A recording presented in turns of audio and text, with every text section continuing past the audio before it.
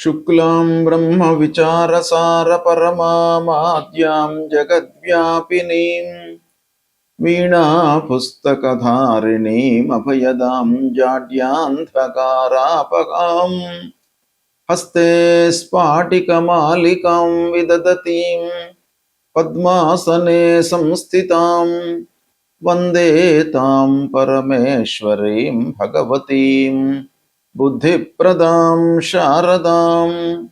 श्री महागणाधिपतये नमः। श्री महासरस्वत्यै नमः। श्री गुरुभ्यो नमः। శని సంచారము 26 జూలై 2026 ఆదివారం రాత్రి 1 గంట నుండి 10 డిసెంబర్ 2026 గురువారం రాత్రి తెల్లవారుజామున 5:30 మధ్య కాలంలో శని గ్రహము వక్రరీత్యా మీనరాశిలో సంచరిస్తున్నాడు కనుక సాధారణ సంచారంతో పోల్చినట్టయితే వక్రరీత్యా సంచరిస్తున్నటువంటి సమయంలో ద్వాదశ రాసుల వారికి విభిన్నమైనటువంటి గోచార ఫలితాలు ఉంటాయి. సహజంగా శని వక్రరీత్యా సంచారము, రుజుమార్గంలో సంచారము అనేటువంటివి 2 రకాల సంచారాలు మనకు శాస్త్రంలో గణిత భాగంలో చెప్పబడి ఉన్నాయి. అయితే వక్రరీత్యా శని సంచారము అని అంటే వెనుకకు నడవడము అని అర్థం కాకుండా మనము భూమిపై నుండి చూసినట్టయితే శనైశ్చరుడు వెనుకకి నడుస్తున్నట్టుగా మనకు అగుపిస్తాడు, అంటే కనబడతాడనమాట. ఇది ఖగోళ పరంగా సూర్యుడికి కొన్ని డిగ్రీల సమీపంలో శనైశ్చరుడు వచ్చినప్పుడు ఇలాంటి వీక్షణ మనకు కలుగుతుంది.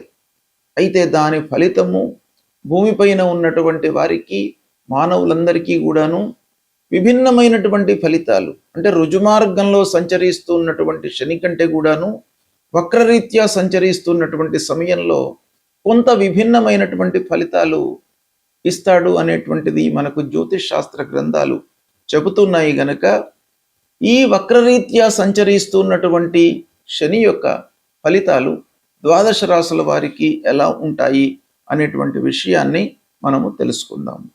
సింహరాశి జాతకులకు శనైశ్చరుడు మీనరాశిలో వక్రించి సంచరిస్తున్నటువంటి సమయం లోపల శని మూలకంగా ఫలితాలు ఎలా ఉంటాయి అనే విషయాన్ని గనక మనం చూసినట్టయితే, సింహరాశి వారికి మీనరాశిలో శని సంచారము 8వ స్థానం అవుతుంది. అంటే 8వ స్థానంలో శని సంచరిస్తున్నాడు, అందున వక్రించి ఉన్నాడు. వక్రించి ఉన్నటువంటి గ్రహానికి బలము తక్కువగా ఉంటుంది. మనపైన దుష్ప్రభావం కానీ శుభ ఫలితాలను కానీ ఇవ్వడానికి అంత బలము ఉండదు. గనక 8వ స్థానం కంటే కూడాను 7వ స్థానంలో సంచరిస్తున్నటువంటి ఫలితం కూడాను కొంత మనకు జోడించి ఫలితాలు మనం చెప్పుకోవాలి. అయితే సింహరాశి వారికి మనము 8వ స్థానం గనక 8వ స్థానంలో సంచరిస్తున్నాడు కనుక మీ లోపల సహనము చాలా అవసరము. ఈ సమయం లోపల చాలా విషయాలలో జాగ్రత్తగా ఉంటూ నిర్ణయాలు తీసుకోవాలి. ఆరోగ్యంపై శ్రద్ధ చూపాలి.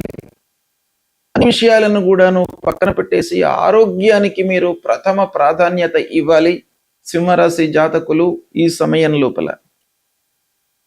ఇకపోతే పూర్వము నుండి మీరు ఎదుర్కొంటూ వస్తూ ఉన్నటువంటి సమస్యలకు కొన్ని పరిష్కారాలు ఈ సమయంలో లభిస్తాయి. ఇక ఉద్యోగంలో ఉన్నటువంటి వాళ్లకు బాధ్యతలు పెరుగుతాయి. బాధ్యతల మూలకంగా మీరు మానసిక శారీరక ఒత్తిడికి గురయ్యేటువంటి అవకాశాలు బాగా ఉన్నాయి. ఉద్యోగస్తులు ముఖ్యంగా ఆఫీసులో అధికారులతో మీరు అన్యోన్యంగా స్నేహపూర్వకమైనటువంటి వాతావరణంతో వాళ్ళతో ఉండాలి.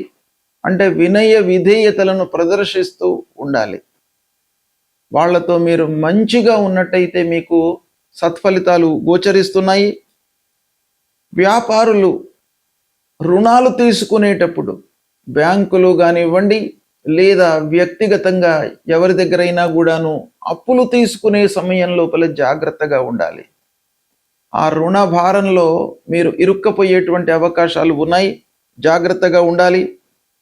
ఇక కొత్త పెట్టుబడుల విషయమై వ్యాపారస్తులు బాగా ఆలోచించాలి.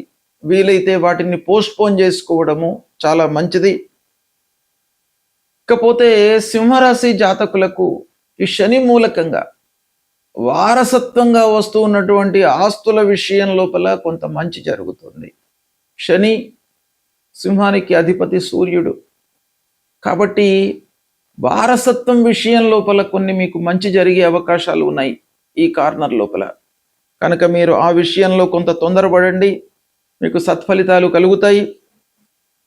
కోర్టు వ్యవహారాలలో కొంచెం స్లోగా జరుగుతుంది వ్యవహారం. మీరు అనుకున్నవి అనుకున్నట్టుగా జరగకుండా ఖర్చులతో కూడుకొని ఫలితాలు మీకు కొంత అనుకూలంగా ఉన్నప్పటికీ మీ లోపల ఒక నిరాశ అనేటువంటిది ఎదురయ్యే అవకాశాలు ఉన్నాయి.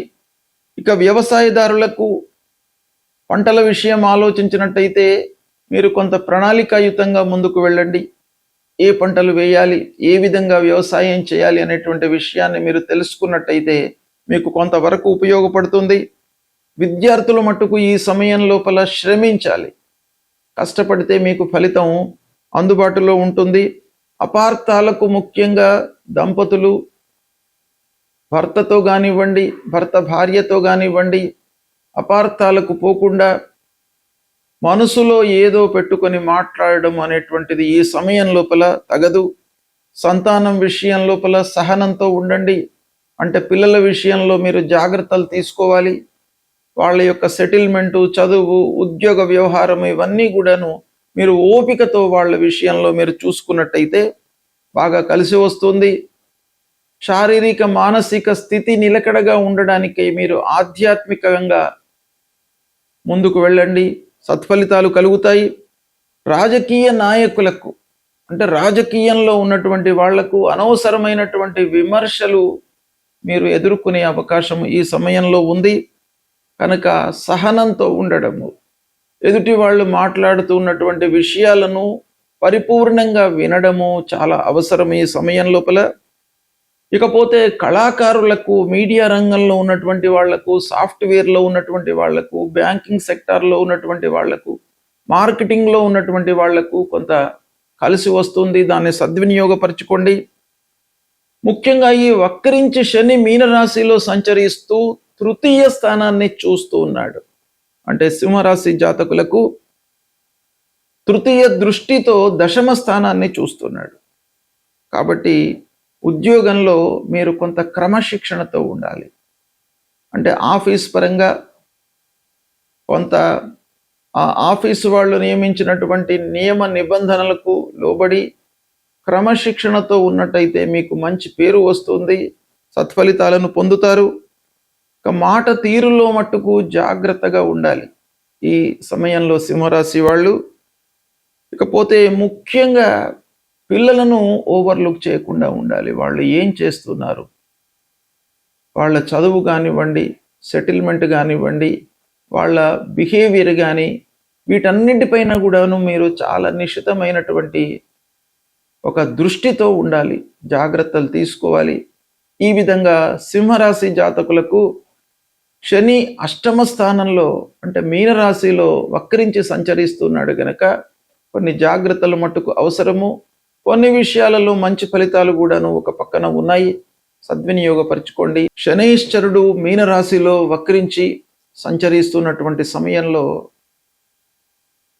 ఆయా రాసుల వారికి గోచార రీత్యా 1, 2, 4, 5, 7, 8, 9, 10, 12 స్థానాలలో ప్రతికూలమైనటువంటి ఫలితాలను ఇస్తాడు. కాబట్టి శనైశ్వరుడి నిమిత్తమై కొన్ని పరిహారాలు చేసుకోవడము, మన పరిధిలో ఉన్నంత వరకు ఆలోచన విధానంతో ముందుకు వెళ్ళడము, సమయస్ఫూర్తితో నిర్ణయాలు తీసుకోవడము, ఆత్మవిశ్వాసంతో ఉండడము చాలా ముఖ్యమైనటువంటి పనులు. కాబట్టి పరిహారం మనం ఏం చేసుకోవాలి, అంటే భగవంతుడి యొక్క అనుగ్రహం కొరకై మనం చేయవలసినటువంటి కర్తవ్యం ఏంటి అని అంటే, మీరు ప్రతినిత్యం కూడాను శనీశ్వరుడికి సంబంధించినటువంటి మూల మంత్రాన్ని జపించండి. నీలాంజన సమాభాసం రవిపుత్రం యమాగ్రజం ఛాయా మార్తాండ సంభూతం తం నమామి శనైశ్చరం అనేటువంటి ఈ మూల మంత్రాన్ని ప్రతినిత్యం కూడాను చదువుకోండి.